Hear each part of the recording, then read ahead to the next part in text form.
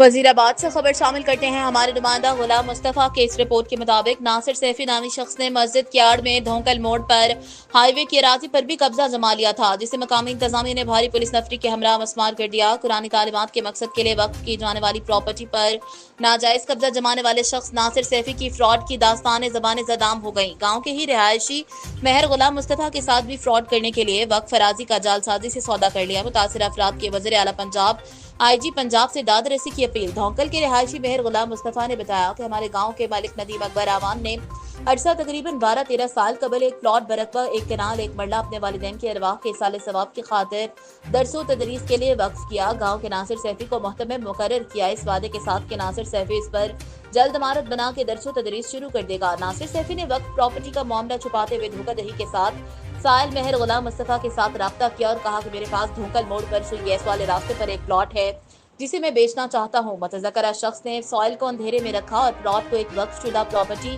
और किसी दीगर मुकाम पर थी जो वक्फ होने की वजह से नाकाबिल फरोख्त है का मामला छुपाए रखा।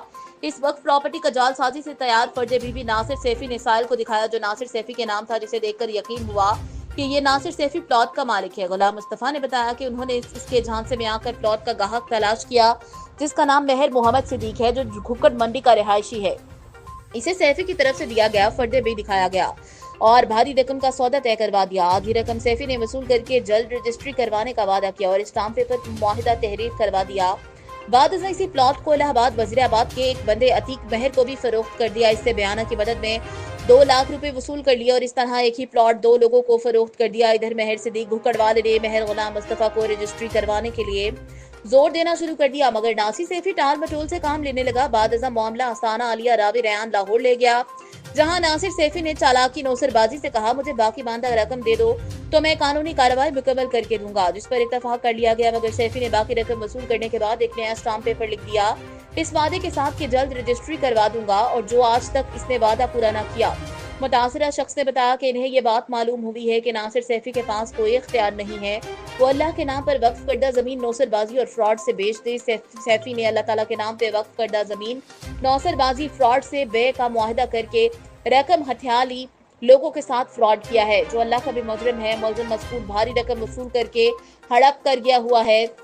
मुलजिम के मुतालिक अहले इलाका की जानिब से बताया गया कि वो फ्रॉड और नाजायज कब्जों का आदी हो चुका है, जिसने हाईवे की अराजी पर भी कब्जा जमा रखा था, जो अराजी की वागुजारी के लिए आने वाले सरकारी इदारों के एहलकारों पर तौहीन के इल्जामात लगाकर शरअंगेजी की कोशिशें करता रहा।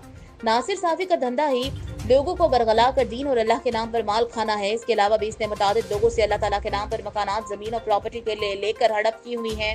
वहाँ भी दरसो तदरीस करने की बजाय इसी तरह धोखाधड़ी से काम लेता रहा है। मेहर गुलाम मुस्तफा और अहले इलाका ने वज़ीर आला पंजाब आईजी पंजाब से मुतालबा किया है कि मुलज़िम मज़कूर के खिलाफ कार्रवाई, मुतासिरीन की कानूनी मदद, दाद रसी करके दीन के मकसद के लिए वक्फ फराजी से नाजायज कब्जा वागुजार करवाया जाए, ताकि मजीद लोग भी फ्रॉड से बच सकें।